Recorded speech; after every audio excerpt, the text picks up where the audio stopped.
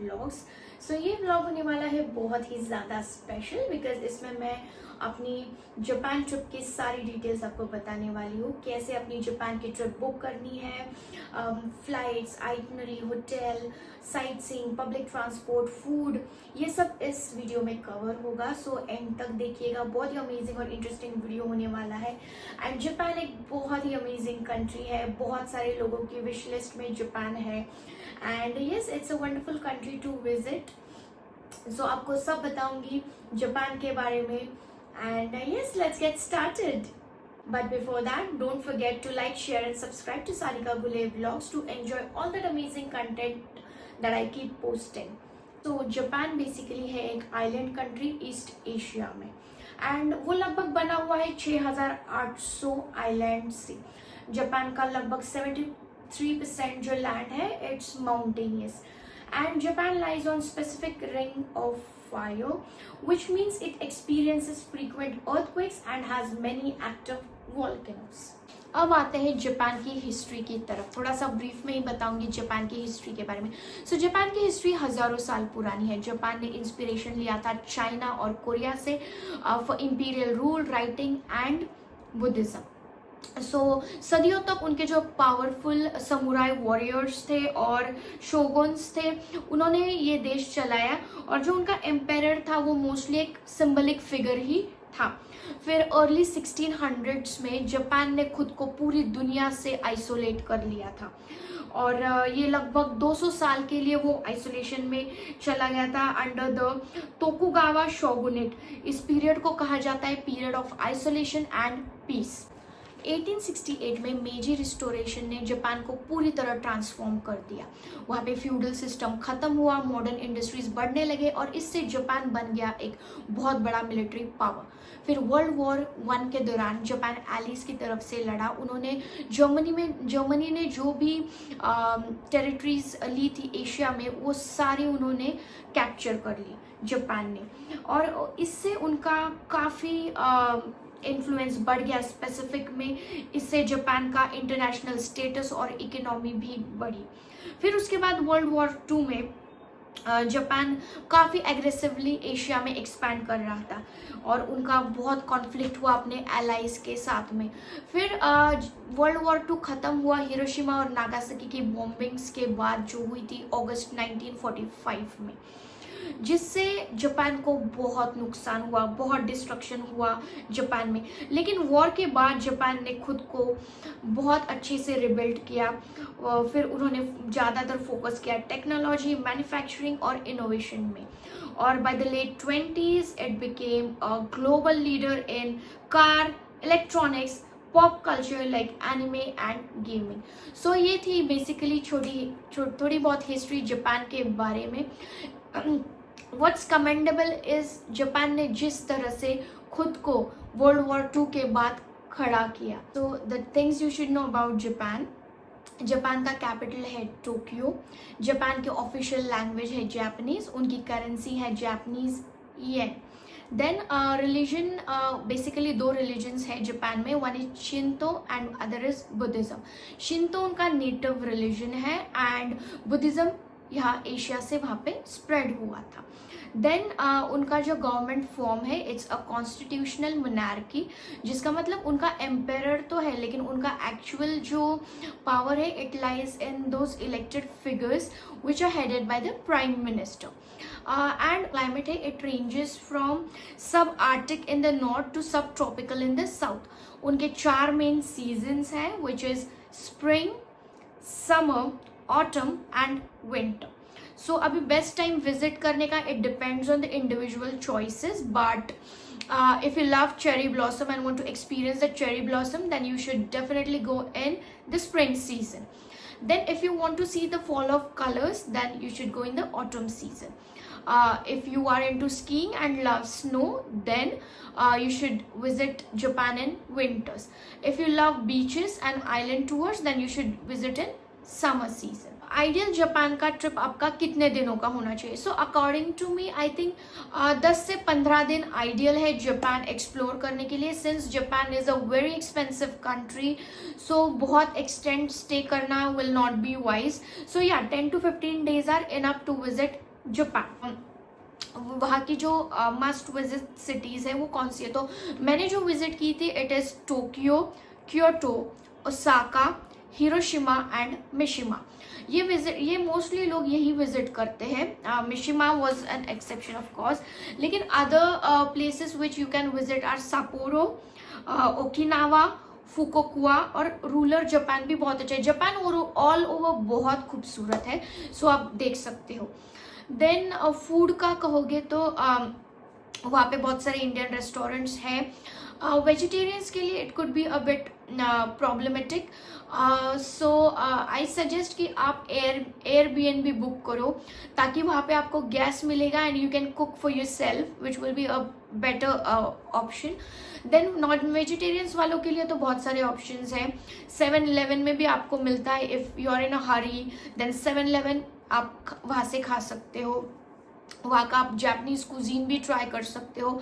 हमने भी किया था पर हमें इतना कुछ ये नहीं लगा, सो हमारा जो फूड था हमने काफ़ी स्नैक्स कैरी किए थे from India itself and breakfast तो हम उन्हीं स्नैक्स में से कर लेते थे। एक टाइम कंपलसरी इंडियन रेस्टोरेंट्स में जाते थे, एक टाइम 7-Eleven या जो भी अवेलेबल हो, हम लोग लोकल भी वहाँ का फूड खाते थे। 7-Eleven में मोस्टली बहुत कुछ मिल जाता था। आई सजेस्ट आप जब भी जापान जाओ अपना अगर आप रोमिंग कराओ तो वेल एंड गुड, लेकिन हमने ई सिम कराया था यहाँ से। Actually if you just want a e SIM आप इंडिया से भी वो एक्टिवेट कर सकते हो। So Airalo is that one SIM, और if you want a physical SIM which supports good English then Sakura mobile, और अगर आपको एक जापानीज नंबर चाहिए तो देन मोबाइल, ये आप कर सकते हो। So yes, this are the few things you should know before you go to Japan. Now coming to all the documents you need for your Japanese visa. वैसे Japan का visa इतना मुश्किल नहीं है, अगर आपके डॉक्यूमेंट्स पूरे हो तो आपको ईजिली जापान का वीज़ा मिल जाता है। मैं लिस्ट लगाऊंगी यहाँ पे ऑल द डॉक्यूमेंट्स जो भी रिक्वायर्ड है जापानीज वीज़ा के लिए, and you can take the screenshot, but I will be telling you also कि कौन से डॉक्यूमेंट्स रिक्वायर्ड है। तो first is a valid passport जिसकी मिनिमम 6 महीने की वैलिडिटी हो, उसके 2 पेजेस ब्लैंक होने चाहिए फॉर द स्टैम्पिंग, एंड अगर आपका ओल्ड पासपोर्ट है तो वो लोग वो भी मांगते हैं। So even we had given our old passport. Then a recent photograph जिसका वाइट बैकग्राउंड होना चाहिए and it should be 45x35 mm. Then you need a completely filled and signed visa form. फिर return flight tickets, day to day आपका itinerary, then you need confirm hotel bookings, last 2 से 3 साल का आपका IT returns, then bank statement for the last 3 to 6 months. फिर आपको चाहिए होगा एक कवर लेटर जिसपे आप अपना पर्पस ऑफ स्टे और आपके पूरे डिटेल्स दोगे उस कवर लेटर पे। एंड अगर आप एम्प्लॉई हो तो you need a leave sanction letter from your employer, and अगर आप ओनर हो किसी बिजनेस के तो the proof of ownership. So बस ये कुछ चीज़ें हैं, अगर आप ये सबमिट करोगे तो आपको जापान का वीज़ा इजिली मिल जाएगा। So coming to the flight section, Japan आप यूजुअली एंटर करते हो थ्रू ओसाका और टोक्यो, पर हमने एंटर किया था थ्रू हिरोशिमा। हिरोशिमा एक बहुत छोटा सा एयरपोर्ट है, लेकिन सिंस हम लोग आ रहे थे सोल साउथ कोरिया, एंड मेरे लिए यही कन्वीनियंट था कि मैं हिरोशिमा, ओसाका, क्योटो ऐसे करते करते टोक्यो तक जाऊँ, सो दैट टोक्यो से थी हमारी return flight to Mumbai which was a connecting flight. Hanoi में हमारा एक लेओवर था and we came through Vietnam Airlines, and हमें वो एक Tokyo to Mumbai for 3 people हमने पे किए थे 71,000 rupees. So I can give you only one sided fare, but mostly मुझे लगता है अगर आप बहुत पहले ठीक से प्लान करोगे और फ्लाइट्स बुक करोगे तो वो आपको थोड़े कम में मिल जाएगी, लाइक 35-40,000 तक तो मोस्टली रिटर्न फ्लाइट मोस्टली आएगी, आई डोंट नो, और ज़्यादा भी लग सकता है because Japan is a very expensive country. Then Japan के जो नॉन स्टॉप फ्लाइट्स है वो सिर्फ दो है, one is all Nippon Airways and air India, जो मुंबई से ऑपरेट करते हैं। दे आर डायरेक्ट फ्लाइट्स जो लगभग 9 घंटे में आपको टोक्यो पहुंचा देते हैं। और फिर बहुत सारे कनेक्टिंग फ्लाइट्स अवेलेबल है जिससे आप जा सकते हो, जैसे and you can choose the layer. Cathay specific से जाओगे तो हांगकांग में लेयर होगा, मलेशियन एयर से जाओगे तो कुआलालंपुर में आपका लेयर होगा, देन सिंगापुर एयरलाइंस से जाओगे तो सिंगापुर में लेयर होगा, देन यूएई से भी लेयर होते हैं, and the flights which fly कतार, देन द एमिरेट्स, इतिहाद। सो आपके हिसाब से आप फ्लाइट्स चूज कर सकते हो, बट इतना ही है कि अगर आप थोड़ा पहले बुक कर लोगे तो बहुत कम प्राइस में आप जा सकते हो, नहीं तो जापान के फेयर्स जो है एयरलाइंस के बहुत ज़्यादा होते हैं। अगर आप कुछ बहुत कम दिनों पहले बुक करोगे, लाइक अ वीक बिफोर और लाइक 15 डेज बिफोर, तो वो बहुत एक्सपेंसिव पड़ेगा। So this is about the flights. So हमारी जो कनेक्टिंग थी फ्रॉम टोक्यो टू मुंबई, उसमें हमें हनोई में 5 आवर्स का लेयर था, तो लेयर थोड़े से ज़्यादा लीजिए, because you know that recently बहुत सारे फ्लाइट डिलेज हो रहे हैं, तो अगर कनेक्टिंग फ्लाइट होती है उन लोगों के लिए बहुत प्रॉब्लम होता है, कभी कभी मिस भी हो जाती है। सो उस हिसाब से बहुत अच्छे से डिटेल से आप प्लान करो, डोंट गो इन अ हरी, क्योंकि उससे कुछ नहीं होगा, you will just be very frustrated. So yes, plan your trip well. अब आते हैं आइटनरी की तरफ। सो ये आइटनरी मैंने खुद बनाया था, we have a small child, उसे ध्यान में रखते हुए वी मेड आर आइटनरी। आप अपने हिसाब से बना सकते हो, but I will be sharing my itinerary. So जैसे मैंने बोला, we entered Japan through Hiroshima. So हमारे पास सिर्फ डे 1 को एक इवनिंग ही थी, और हमारा होटल बहुत नज़दीक था हिरोशिमा पीस मेमोरियल म्यूजियम के वहाँ पे, and the atomic bomb dome. So हमने इवनिंग को बस वही देखा, एक इंडियन रेस्टोरेंट में डिनर किया, and then that was all about day 1। Day 2 को हमने हमारा सबसे पहले सुबह हमने हमारा सामान कुरियर किया ओसाका, बिकॉज हमारा सिर्फ एक दिन का स्टे था in Hiroshima, and 1 day is enough for Hiroshima. So वहाँ पे ना आप अपना सामान कुरियर कर सकते हो एंड एकदम बिंदास घूम सकते हो, या तो आप अपना सामान होटल में रख के घूम सकते हो। फिर बाद में बस एक थोड़ा सा कॉम्प्लिकेटेड है, कुछ ट्रेन्स में वो आपको पहले ही बुकिंग से पहले ही आपको बताना होता है कि हमारा लगेज है, उस हिसाब से वो आपको चार्ज करते हैं। सो ये थोड़ा कॉम्प्लिकेटेड है, बिकॉज जापान के बसेस भी जो है लोकल, आप सामान लेके नहीं घूम सकते हो। So that's the only reason. Courier करना बहुत अच्छा ऑप्शन है, specifically if you are going with children, but the only drawback over here is बहुत महंगा है वो कुरियर करना। सो या ये एक है। देन आते हैं डे 2 पे। हमने पहले सामान कुरियर किया, देन उसके बाद हमने फेरी ली and we went to the Miyajima island, जहाँ पे हमने वो red floating torii gates, then the Itsukushima shrine वो देखा, अपना काफ़ी टाइम स्पेंड किया वहाँ पे। तो ये जो है मियाजिमा आइलैंड, आई सजेस्ट कि आप मोस्टली मॉर्निंग में ही जाओ, बिकॉज आफ्टरनून में बहुत भीड़ हो जाती है। एंड फेरीज का टिकट्स भी प्री बुक करोगे तो वेल एंड गुड, नहीं तो फिर बहुत लेट वाली फेरीज मिलती है, पूरा आपका दिन का जो ये है स्केड्यूल वो बिगड़ जाता है। सो गो इन द मॉर्निंग। सो हमने वो देखा, फिर दोपहर को हम वापस आए मियाजिमा आइलैंड से, and then we visited the Hiroshima castle, एंड वहाँ पे एक शुकेन गार्डन भी है, वो हमारे इससे मिस हुआ था, बट आप ज़रूर देखिए, वो भी बहुत अमेजिंग है। फिर इवनिंग को हमने शिनकानसेन पहले यहीं से बुक की थी, उनकी जो बुलेट ट्रेन है टू ओसाका। सो इवनिंग की हमारी थी शिनकानसेन। सो हम लोग चले गए हिरोशिमा रेलवे स्टेशन पे, जहाँ से हमने बुलेट ट्रेन ली and we went to Osaka. Osaka में हम गए and there was nothing to do, we just check in to our hotel in Osaka. फिर डे 3 को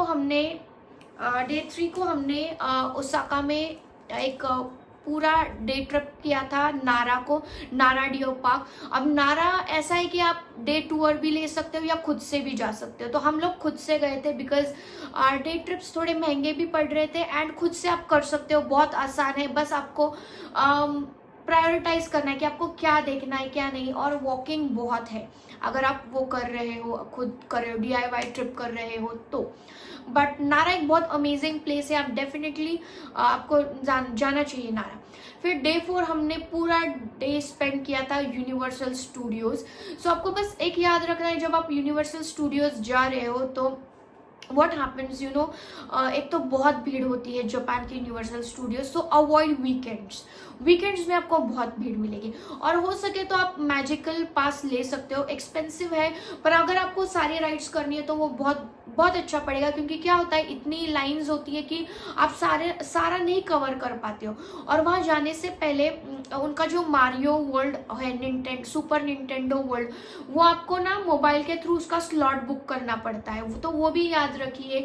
सुबह सुबह जाइए ताकि ज़्यादा आपको आप जल्दी से अंदर जा सकते हो। सो ये कुछ चीज़ें हैं। फिर यूनिवर्सल स्टूडियोज भी बहुत बड़ा है, आप पूरा सोचो आपको कहाँ कहाँ जाना है। जैसे हमें किड्स सेक्शन भी जाना था क्योंकि हमारा छोटा बेटा था हमारे साथ, लेकिन वहाँ पे हैरी पॉटर वर्ल्ड है, बहुत सारी चीज़ें हैं। So you can prioritise accordingly and go. और कभी कभी ऐसे होता है कि लाइंस बहुत वेटिंग होते हैं, सो आई सजेस्ट आप, सिंस आप देखो जा रहे हो इतना ये करके, तो थोड़ा स्पेंड करके एक मैजिकल पास लो। हमने नहीं लिया था पर वो बहुत अच्छा होगा, you can get maximum benefit and you can go in maximum rides. थोड़ा एक्सपेंसिव है but yeah you can do that. Then उसके बाद जो डे 5 था, so what we had done was, हमने ओसाका के होटल से चेकआउट किया और अपना सामान क्योटो भेज दिया कुरियर करके। एंड हम लोग क्योटो, ओसाका और क्योटो का डिस्टेंस बहुत कम है, आप शिनकानसेन बुलेट ट्रेन से भी जा सकते हो, बट कोई ज़रूरत नहीं है। हम लोग एक नॉर्मल ट्रेन से गए थे और आधे घंटे में क्योटो पहुंचे थे। Now Kyoto is an amazing city, it's one of my favourite cities in Japan. So Kyoto हम गए एंड हम लोग बहुत जल्दी पहुंचे थे। और वैसे भी जापान में होटल्स का चेक इन टाइम होता है 3 o'clock, सो वैसे सामान तो पहुंच ही जाना था उस टाइम पे। लेकिन फिर हमने सोचा कि होटल जाने से अच्छा हम लोग एक्सप्लोर करेंगे सब चीज़ें एंड देन इवनिंग को आराम से होटल जाएंगे। सो सबसे पहले क्योटो के लिए हम लोग क्योटो में हम लोग पहुंचे नीजो कासल। हमने पूरा वो नीजो कासल एक्सप्लोर किया, बहुत अमेजिंग एंड अलग था। अगेन इंडिया में इस तरह का कुछ नहीं होता मोस्टली। उसके बाद हम लोग चले गए इम्पीरियल पैलेस, सो वो भी बहुत अच्छा था। फिर आफ्टरनून में we went to the Ninenzaka and Sannenzaka streets, बहुत अमेजिंग है, you should definitely go over there. वहाँ पे आप जापानीज जो ट्रेडिशनल ड्रेस है वो रेंट कर सकते हो, फोटोशूट कर सकते हो। Unfortunately I just couldn't do that, but आप डेफिनेटली कीजिएगा।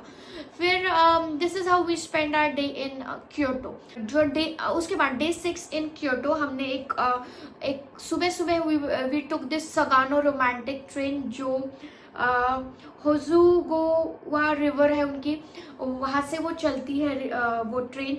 और बहुत ही सीनिक व्यूज़ उस रिवर के आपको देखने को मिलते हैं, बहुत अमेजिंग ये भी था। सो आप वो कर सकते हो। उसके बाद हम हाइक करके गए ईगातावा मंकी पार्क। अभी हमारे साथ सत्यजीत था लेकिन वो बिल्कुल नहीं थका, मैं थक गई। So if you want that monkey park आप कर सकते हो, चाहो तो स्किप भी कर सकते हो। उसके बाद हम लोग चले गए अरशियामा बैम्बू फॉरेस्ट। वो तो it's a must visit Arashiyama bamboo forest. बाद हम लोग चले गए वो गोल्डन पवेलियन किंग का जी टेम्पल, लेकिन अनफॉर्चुनेटली वो था बंद, सो इसके लिए। फिर उसके बाद डे 7 को हमने ली शिनकानसेन टू मिशिमा सिटी। अब ऐसा था हमें माउंट फूजी के वहाँ पे रहना था, लेकिन वो स्टेज बहुत एक्सपेंसिव थे। माउंट फूजी आप 2 जगह से एक्सप्लोर कर सकते हो, one is the Hakone and other is lake Kawaguchi. So इस 2 वे से आप डिस्कवर कर सकते हो। मिशिमा मैंने इसलिए लिया था ताकि मिशिमा से आपको माउंट फूजी एक बैकग्राउंड में दिखता है, you get a view of mount Fuji in Mishima. So I wanted, since I couldn't do Lake Kawaguchi or Hakone, so I stick to Mishima। but आप स्किप कर सकते हो, आप इधर हाकोने में रहो या लेक कावागुची के वहाँ पे रहो, या तो फिर टोक्यो से डे ट्रिप ले लो to mount Fuji. So Mishima हम लोग गए and of course we got to see that beautiful mount Fuji. Mishima से mount Fuji hardly 40 to 50 kilometres है, पर आप ये स्किप कर सकते हो, इट्स कम्प्लीटली वॉलंटरी। लेकिन मिशिमा भी एक बहुत ब्यूटीफुल टाउन है, एक छोटा सा टाउन है, बहुत खूबसूरत है, आप वो एक्सप्लोर कर सकते हो। हम लोग मिशिमा गए, सामान हमने अपना रखा and we went for lunch in Indian hotel and we decided to go to Hakone area. अब तब तक तो दोपहर हो चुकी थी, तो हम लोग हाकोने पहुंचते पहुंचते ऑलमोस्ट 4 बज गए थे। सो हमने बस ली एंड वी डिस्कवर्ड, मतलब हम ऊपर हाकोने की तरफ गए। सो हाकोने इज ऑल्सो ब्यूटिफुल एरिया। फिर हमने सिंस क्या होता है ना, उस साइड पे ट्रेन्स की फ्रीक्वेंसी बहुत कम है, इट्स नॉट लाइक टोक्यो और ओसाका की बहुत फ्रीक्वेंसी है, जल्दी ट्रेन आती है। सो हमने हाकोने हम गए ऊपर, लेकिन तब तक सारा वो उनका जो रोपवे वगैरह था वो बंद हो चुका था। तो हम एक नॉर्मल एक ट्रेन में बैठकर नीचे आ गए एंड वहां से then again we came to Mishima. So Hakone बस हमने वो सीनिक ब्यूटी एंजॉय की, ज़्यादा कुछ कर नहीं पाए। उसके बाद डे 8 को हमें जाना था माउंट फूजी। मिशिमा से अपना सामान कुरियर किया, होटल की शटल बस ने हमें वहाँ पे लेक कावागुची के वहाँ पे ड्रॉप किया। पूरा दिन हमने माउंट फूजी के वहाँ पे स्पेंड किया, बहुत अमेजिंग रहा वो, बहुत ही amazing, I can never forget that. बहुत ही खूबसूरत सा टाइम हमने स्पेंड किया और वहाँ पे भी देखने के लिए बहुत सारी चीज़ें आप प्रायोरिटाइज कर सकते हो, आपको क्या देखना है। बट माउंट फूजी के लिए I suggest you take a day trip, क्योंकि आपका टाइम भी सेव होगा, इससे आप ज़्यादा कंफ्यूज भी नहीं होगे and it be a better way. उसके बाद हमने अपना लिया हाईवे बस, जिसने हमें टोक्यो ड्रॉप किया। तो we went to the Doraemon museum, since हमारा बेटा हमारे साथ था तो उसको वो सब देखना था। सबसे पहले हमने डोरेमोन का म्यूजियम किया एक्सप्लोर। उसके बाद हम लोग गए शिनचैन सिटी, शिनचैन टाउन, कासुकाबे।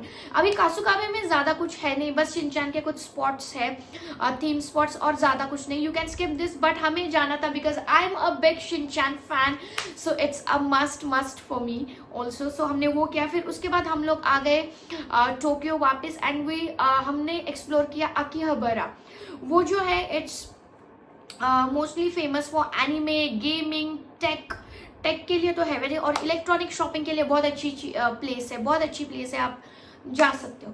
फिर डे 10 को हमने एक्सप्लोर किया द मेजी श्राइन, जहाँ पे बहुत खूबसूरत फॉरेस्ट वॉकवे। उसके बाद हम लोग चले गए नेजू श्राइन, जहाँ पे वो अगेन रेड टॉरी गेट्स है। उसके बाद हम लोग चले गए शिबुया, वहाँ पे हमने वो शिबुया क्रॉसिंग देखा, वो हाचिको स्टैचू देखा, और वो जो बड़ा सा बिल बोर्ड है वो कैट का, वो एक देखा, तो वो भी अच्छा था। फिर इवनिंग को हम गए शिंजुकू, वहाँ पे हमने की थोड़ी बहुत शॉपिंग। जैसे आप जानते हो वहाँ पे शॉपिंग के लिए ओनित्सुका टाइगर एक जापानीज ब्रांड है, सो वहाँ पे हमने की थोड़ी शूज शॉपिंग। फिर 11th डे को हम लोग गए थे इंपीरियल पैलेस, लेकिन वहाँ पे कुछ है ही नहीं, it's all the ruins that are left, so you can skip that. So बाकी का पूरा दिन हम चले गए शॉपिंग के लिए द मित्सुई आउटलेट, जहाँ पे हमने की बहुत सारी लग्जरी शॉपिंग। सो इस तरह से हमने अपने पूरे 11 दिन बिताए जापान में। फिर 12वें दिन तो back to Mumbai. So this was our itinerary for like 10-11 days. Coming to the most important part, budget. जैसे कि आप जानते हो जापान एक बहुत एक्सपेंसिव कंट्री है, सो अगर आप ठीक से प्लान करोगे तो वो थोड़े रिजनेबल में भी जापान हो सकता है। सो जब हम सोच रहे थे जापान जाने का, तो एजेंट्स ने हमें जो कोट किए थे वो तो इतने मतलब बड़े अमाउंट्स थे, लाइक हर कोई 2 लाख से तो ऊपर ही बता रहा था पर पर्सन। लेकिन when we decided कि हम खुद से जाएंगे, तो जो उन्होंने बजट दिया था उसमें मेरे 2 कंट्रीज हो गए, साउथ कोरिया भी हो गया थोड़े पैसे ऐड करने के बाद। सो जापान का जो बजट ब्रेकडाउन है, I will be telling you that. So this is for like 2 adults and 1 child, सब इंक्लूडिंग मैंने बता रही हूँ। सिर्फ I will not be sharing the shopping thing because that's, I don't think that's needed. Shopping is a personal choice, so yeah. So I tell you, flights का हमें flights का लगा था 71,000, सिंस 1 वे का ही था हमारा टोक्यो टू मुंबई, बिकॉज हम लोग गए थे साउथ कोरिया से जापान। सो सिर्फ एक ही फ्लाइट थी हमारी, 71,000 for 3 people, Tokyo to Mumbai through Vietnam Airlines. Hotels हमने स्पेंड किया almost 84,000 rupees, for visa 6,675 rupees, food 44,000 rupees, public transport, अब पब्लिक ट्रांसपोर्ट बहुत महंगा है, इसमें बुलेट ट्रेन सब all the transports are included. It's 1,27,000 rupees. फिर हमने जो बैग कुरियर्स के उसके 17,000 rupees. City tax 600 rupees. Attraction plus entry fees 21,000 rupees. फिर अदर मिसकैलनियस 3,000 रुपीज. इतना. सो ये टोटल हुआ 3,73,000 approximately. So which is fine for 3 people. मतलब ऑलमोस्ट एक इंसान का पकड़ के चलो 1.25 लाख. या आई थिंक 1.25 लाख में ऑलमोस्ट हो गया, which is a very good deal. वो भी फॉर 11 डेज. तो आप अगर ठीक से करोगे तो हो जाएगा. बस यहाँ पे एक फ्लाइट मिसिंग है. So yes, you have to add that also because since मेरा it was from Seoul to Hiroshima. So this was my complete budget breakdown. So I suggest आप खुद से जाओ, वहाँ पे आप क्लूक के जरिए डे टूर्स ले सकते हो, वो भी ठीक रहेगा. And Japan is a very expensive country guys. So like really be very mindful while planning and take extra money, cards, everything with you because आपका वहाँ पे खर्चा होने ही वाला है. Everything over there is expensive. Nothing is cheap except the luxury shopping outlets. बस वही मुझे cheap लगे. वो भी महंगे ही है. You spend really more because मैंने काफी अच्छी खासी shopping की है. So this is all about the budget breakdown. Now, how to travel in Japan? So, Japan is one of the easiest countries to travel around thanks to its amazing public transport system. Now, let's start with trains. Local trains and subways are super punctual, clean, and cover almost every city.